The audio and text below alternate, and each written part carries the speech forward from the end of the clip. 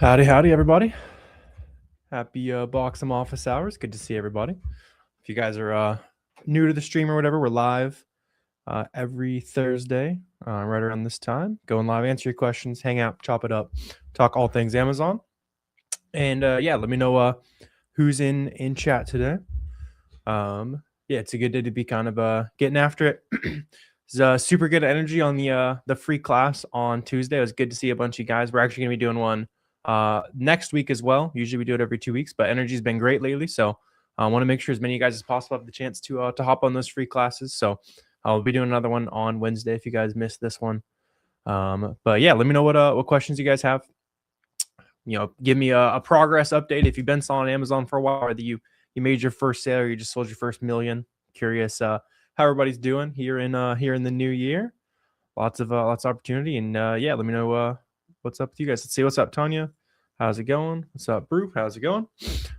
Sweet, yeah. And then just one I guess clarifying thing. I've been seeing some questions on this from people who are like getting into selling on Amazon. So recently there was a change with Amazon where basically you have to put an FNSKU barcode on products. I've seen some people confused about saying that like reselling is going to be in big trouble because they're discontinuing the commingled program basically for products that you don't own the brand registry to. So very specific use case. But the nice part is commingling brand name products was already not a super smart idea anyway, because you're mixing your stuff with people who might not be taking like as good a care of their inventory. So it doesn't really affect anything for us. Big thing I can see is like anyone who was doing like wholesaling, that kind of thing direct to Amazon, which already got kind of hurt by letting Amazon's prep service stopping earlier this year. So really not a big deal. I just wanted to clear that up. I know I've been seeing some questions from like new sellers, totally valid. But yeah, basically all it means is we have to label our products, which is already what I've been doing, already what most resellers are doing. So it doesn't really change much. Let's see. What up, Chris? How you doing, man? He said, when you're doing a pair of something, do you put the FNSKU on the poly bag also? Yeah, usually I'll just poly bag the outside of the bag and then put a sticker on it that says like do not separate. Same goes if you have like a box that's a multi-pack of something, that'll that works the same as well. What's up? You said you're getting back into Amazon. Yeah, I know there's a lot of us here in the new year trying to make some money on our own, that kind of thing. A lot of opportunity in Amazon. One thing I did notice is last Christmas season, like a month ago, basically, I had some of the least competition I've ever had and some of the best selling products, just like relative to what I've seen in past years. So it really seems like market's at a pretty good balance in terms of like competition, how much opportunity there is. Just kind of, speaking obviously purely anecdotally looking at my stuff. But I've been hearing similar things. Lots of people, looking for the shiny object. Selling on TikTok, doing all this other kind of stuff, and it is making like the consistent, flipping boring stuff on Amazon pretty fun. Let's see. Stuck at 2K a month. How do you boost it to 10K a month? Yeah, man. So I mean, honestly, I posted a thread today, kind of breaking this down, but so there's 3 big milestones you're running into as an Amazon seller. The first is to get your first 1 to 2K. That sounds like where you're at right now. To get to that first 1 to 2K, literally all you do, like you've been doing right now, is just all you got to do is buy 3 units of this, 5 units of this, 10 units of this, right? Test orders, doing reverse sourcing, finding new products. To get to 10K a month, it is a lot of times it's going to start meaning that you're skipping test orders. So good products that you found, no longer are you buying 3 units of it. You can look at the data and you see, the data says this sells 100 times a month. There's 2 sellers on it. I'm going to go straight in with 30, 40, something like that, right? Another thing that helps you get to 10K a month is not being on your own. So just like exist on social media. A lot of you guys are in stream right now and that kind of stuff. You clearly like want to meet other Amazon sellers. This is a good place to do it. There's also free communities. We have the free Discord with the free course and all that. It's another good place to meet other people. You just need a friend or two to make some money with and that kind of thing, right? And then to get to 100K a month after that, like 10K a month ceiling, which is again, you get past that 10K a month ceiling, just buying a lot more confidently, continuing to stack like some of your favorite websites. You'll start building that rotation of websites that you buy a lot from, and build it, just kind of steadily growing that list. And then getting to 100K a month is all about basically like pulling yourself out of the business. So hiring like prep centers to do the work for you, a virtual assistants to do sourcing for you, things like that. So yeah, I mean, if you're stuck at 2K, then it's probably just a matter of skipping test buys, sourcing new opportunities, and then try to talk to an Amazon seller friend or two if you can make those in like free communities. Absolutely. See lots of you guys here on TikTok and all that kind of stuff today. So let me know if you guys have questions about selling on Amazon. Lots of good questions already. And if you guys are like curious on how to just start this whole thing, just in general, for free on YouTube, I have a 5-hour long YouTube video that shows you the whole process, kind of all the basics to get your first like 5 or 10K in sales. Just look up Fields of Profit free course on YouTube, or you can go up in my bio or down below, depending on what platform you're on. And there's a super detailed free course there as well. So yeah, for anybody just trying to learn all the basics, that kind of thing. And then let me know if you have like specific questions from there. For sure.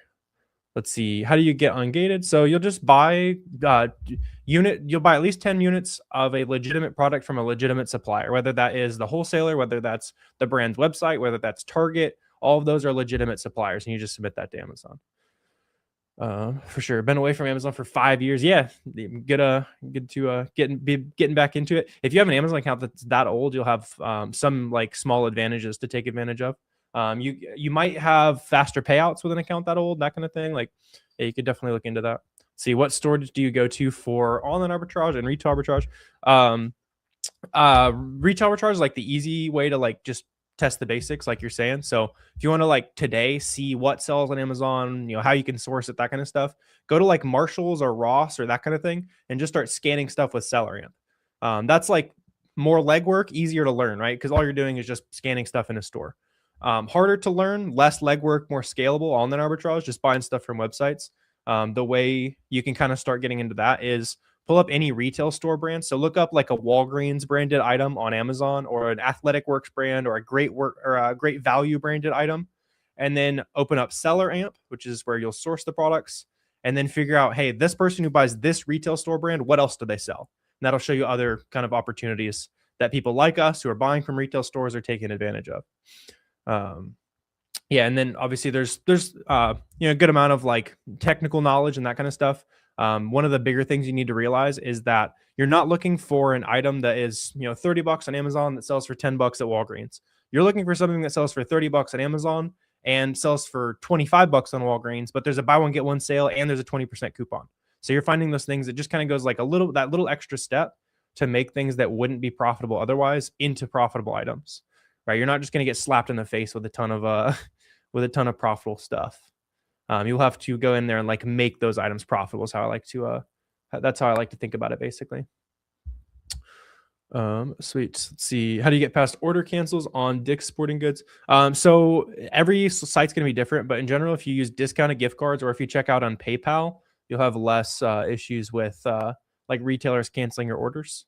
And at the end of the day, some retailers just don't want your money, like for whatever reason. Usually it'll be like the websites that are going bankrupt in the news that refuse to take money from resellers. So if they're just canceling your orders, then I'll just go somewhere that actually wants to ship me some products when I want to buy a whole bunch of it. For sure. See, is selling an Amazon store possible? It's 5 years old. I mean, there are people who will buy that kind of thing, but if you're a reseller, the value is just getting the cash flow.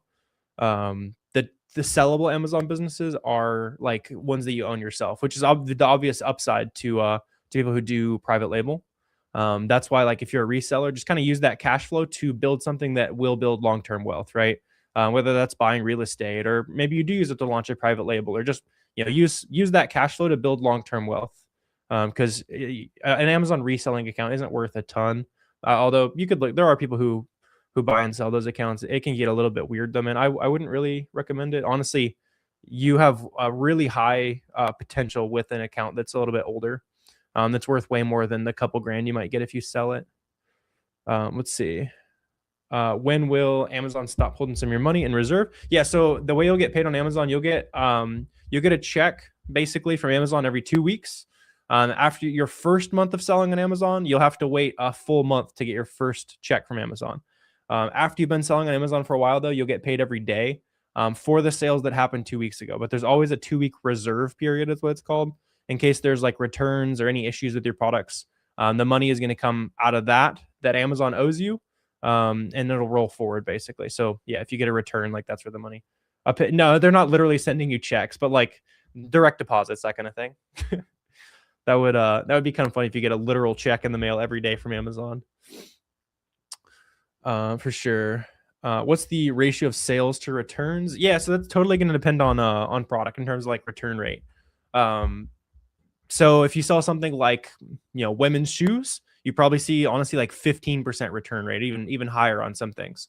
If you sell grocery products, they literally don't allow returns, so you're going to see 0% on that. Most products in grocery don't allow returns.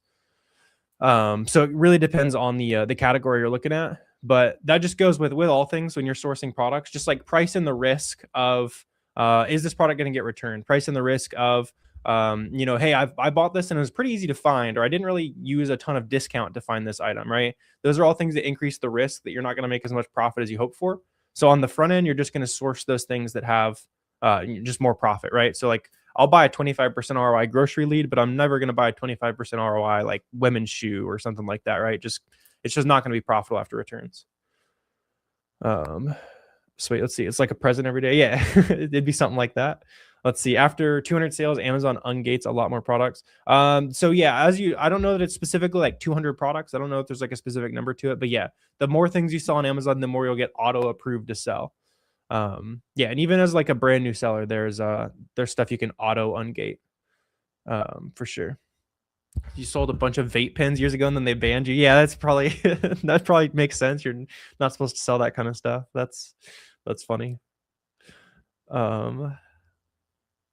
Let's see. Does Amazon work well with sellers and doing expedited returns? So there's no like expedited returns or anything.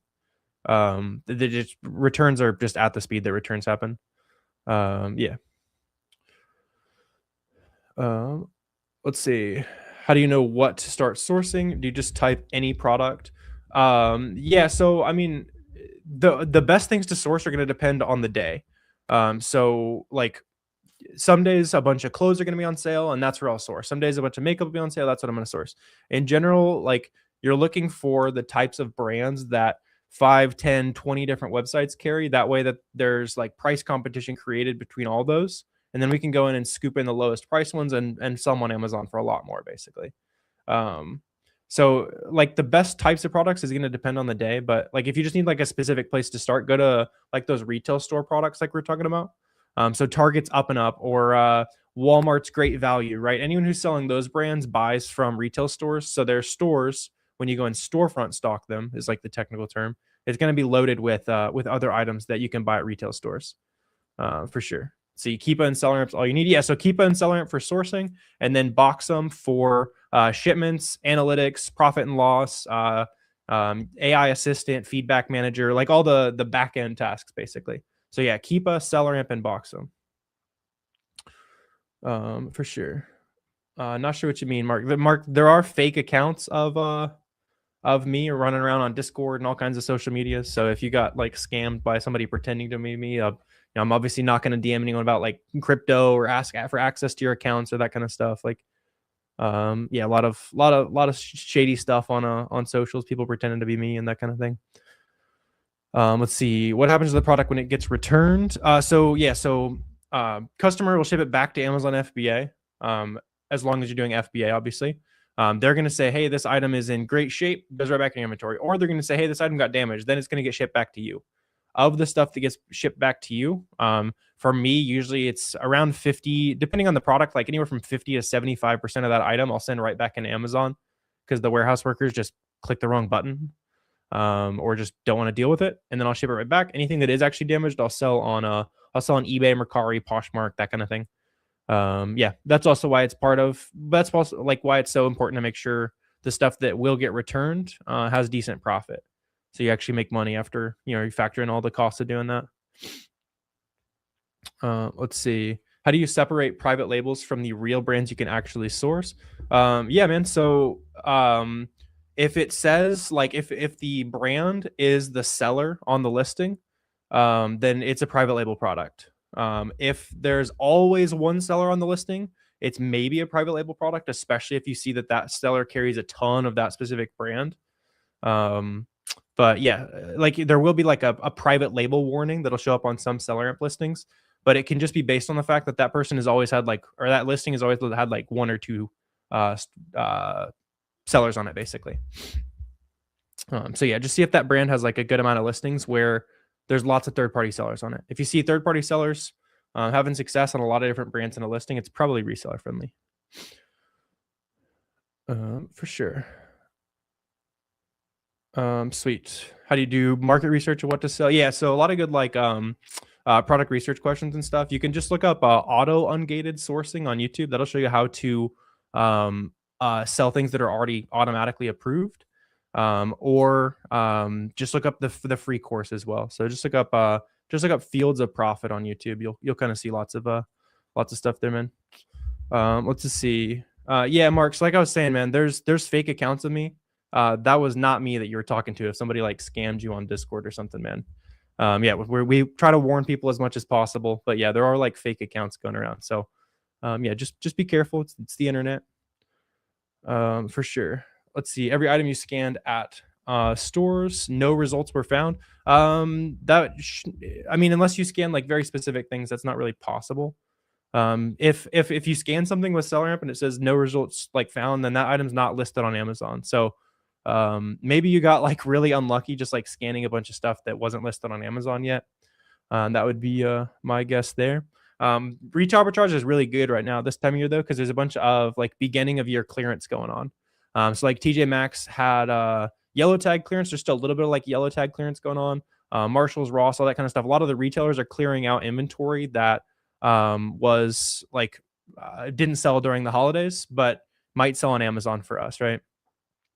What's up, Ave? Just answering any questions you have about selling on Amazon. Yeah, if you're trying to like learn how to run the business, then I've got a free course for you. You can check out in my bio or down below, depending on what platform you're watching on. It's like 3+ hours of content, free Discord community, all that kind of thing. Yeah, just check out all the resources linked in the bio or down below, depending on what you're watching. Let's see. You had to pay $20 for shipping on an FBM order in the US. Why is that? So you need to fix your shipping template, is what it's called. So your shipping template is guaranteeing people are going to get their package too early, is what that tells me. Because then when you went in there and you bought the shipping, you like on accident, you said, hey, we can get this package to you tomorrow. And they might be all the way across the country. So you had to buy the extra shipping. So you just go in and you can set, depending on what state you're shipping products to, you can set how long of a delivery window you can like guarantee, basically. Yeah. And you can just look up like there's a guide on that as well, if that sounds like rocket science or whatever. Just look up Fields of Profit FBM on YouTube. There'll be a video like I'm breaking down shipping templates and that kind of stuff. Let's see. Is the free course on YouTube enough to start with? Yeah, for sure, man. That's kind of the idea. Is the free course I posted on YouTube. You should pretty easily be able to sell your first 5 or 10K on Amazon just watching that YouTube video. It'll walk you through setting up the account, getting ungated, what to source, what's auto ungated, kind of all that stuff, basically. Let's see. So basically with sourcing, it's best with coupons, promo codes, email signups, or are you already looking for deep discounted deals? Yeah. So most of the products that you'll sell will be something that has like a coupon or a sale going on or something like that, right? Sometimes you can also buy like clearance products. Just obviously clearance products, there's no consistency with it. By definition, you buy it once and it's gone, like it was on clearance. And really the way you'll build consistency as a reseller is you'll source, let's say Walgreens, right? You source Walgreens where there's a 25% sale and you find 10 things, right? Now you have those 10 products that you've sourced. And then maybe you buy them all, you sell out, that sale comes back around in 6 weeks and you realize, oh, I'm sold out. I'm down to my last couple units on this. Let me restock 5 of them, right? Maybe 5 of them are still have a good price, good sale. They're still in stock on Walgreens, that kind of thing. That'd be honestly kind of low, but really you're just building consistent replenishables by trying to find as many things as possible early on. And then that way, when those sale conditions are back, a coupon is back, there's a new holiday that is leading to a sale on a website. You have your big list of everything you've already sourced there, and you just get to go in and rebuy all the stuff that's all the stuff that's still profitable. Yeah, that's like kind of it's kind of how you build some consistency. I know a lot of people think you're like always looking for like new things when you're reselling, but you definitely shouldn't if you're like managing the business correctly, basically.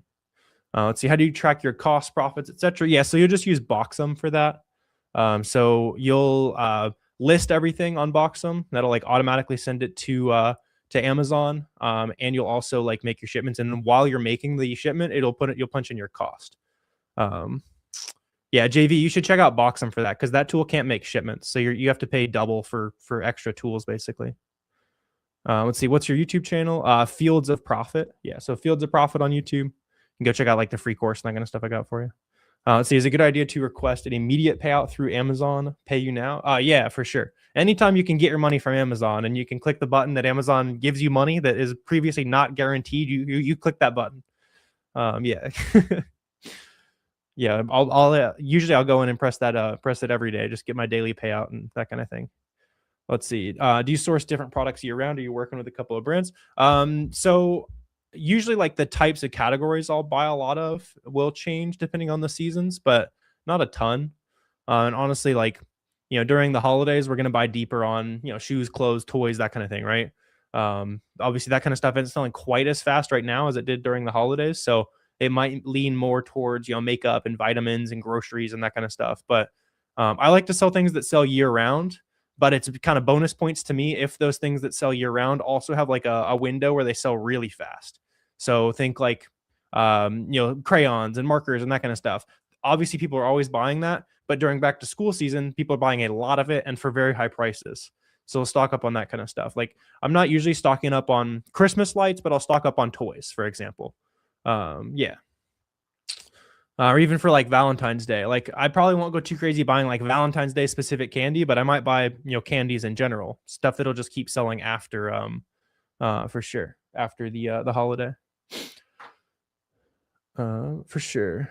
Let's see. Can you talk about how it's transformed your life? Yeah, man. So like before I started selling Amazon, I was working at Walgreens. I was like working at a chocolate factory for like $10 an hour, as well. So I took that money, about $1,500 that I made, started buying used books, started buying like name brand stuff, and then just kind of snowballed that into full-time income, because it was kind of my college side hustle. Like when I started selling on Amazon, and then the year I graduated college, we sold about $600,000. I made about $120,000 in profit on that. So I was like, no, I'm not getting a real job. I'm gonna try my hand at this. And yeah, that was I guess 5 years ago at this point, or like 4.5, something like that, since I graduated.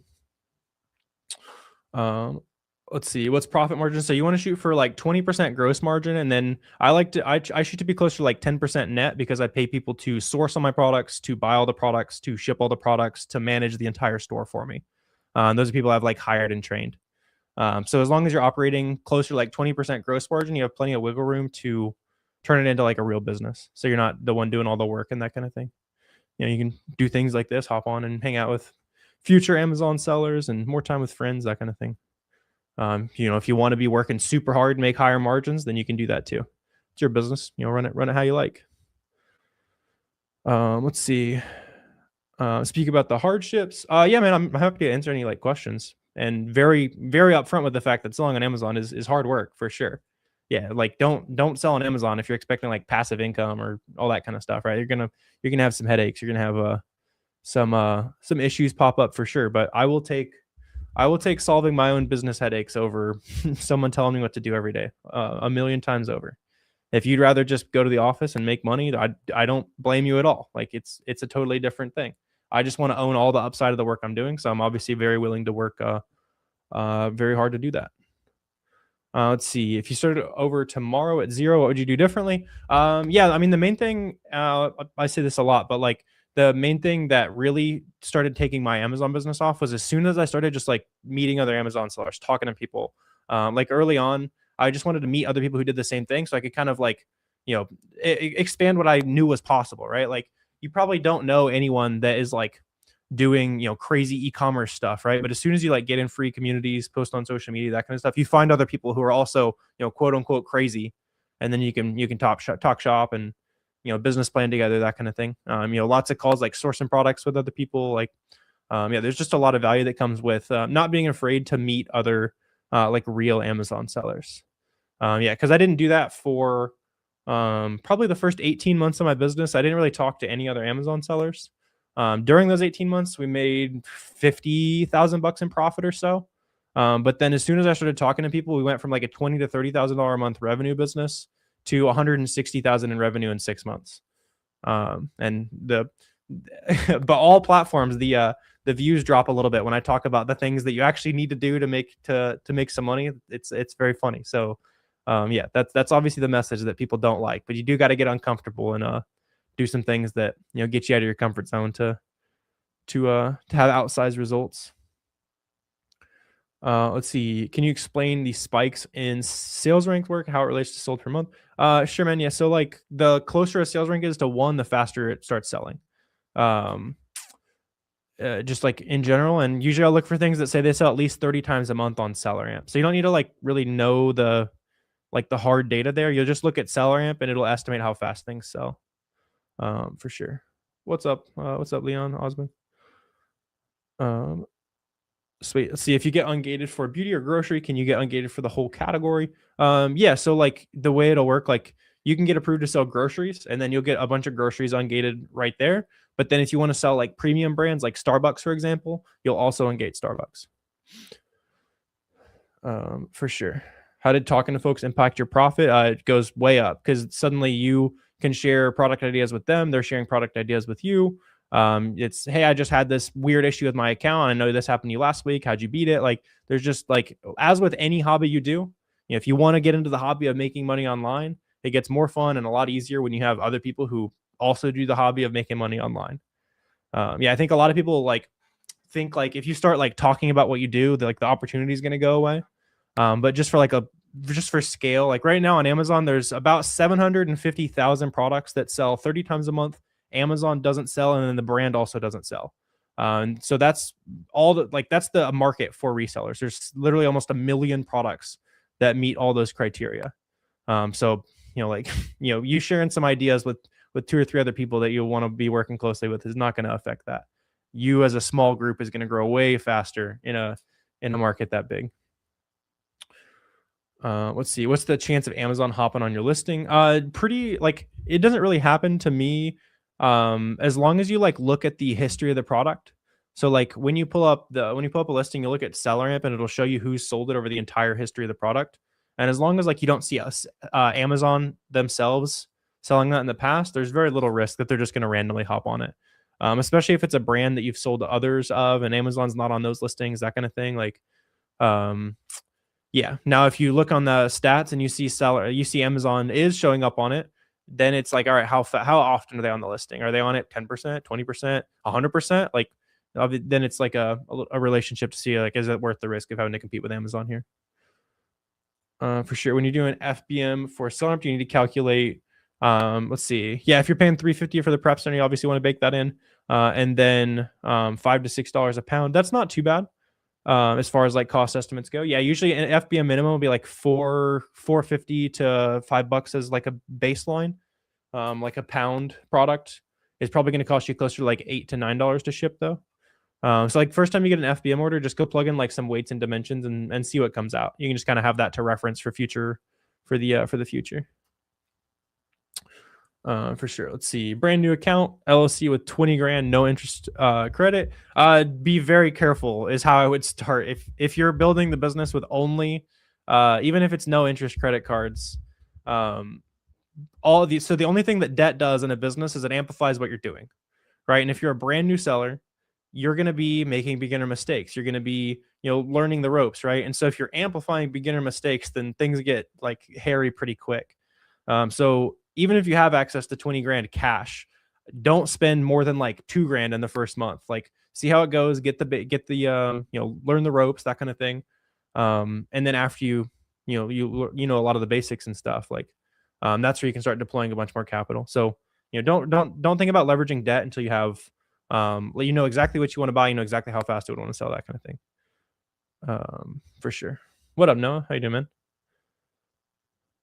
Been seeing you on the socials a lot too. Let's see. Should you get an LLC? The Amazon doesn't require one. But it is generally, I'll say if you have personal assets you want to protect, it's a good idea. SellerAmp sign in the back. Oh yeah. Absolutely. Sweet. Sweet. Just making sure we got all the questions here. If you could get ungated one big brand name starting out, what would it be? Honestly, just whatever, don't ungate things just to get ungated. Like source products, and then if they happen to be gated, just use that to get ungated. You know, like there's opportunity in a ton of different brands basically. Sweet. Probably a good spot to wrap up stream, especially since my phone's at 1%. So you guys might, I might disappear here in a second. Live, you know, Smoothie said, how often you go live? I'm live at least 3 times a week. And you can follow that kind of stuff. If you're on YouTube, hit the little bell. If you guys want to kind of dial in and learn even more, check out the free course on YouTube. Just look up Fields of Profit free course. It's literally a 5-hour long video that shows you how to get started, get ungated, source products, the whole 9 yards. And yeah, good to see all you guys. And you guys have a good rest of your day here. Appreciate you guys. Awesome. Thanks, guys.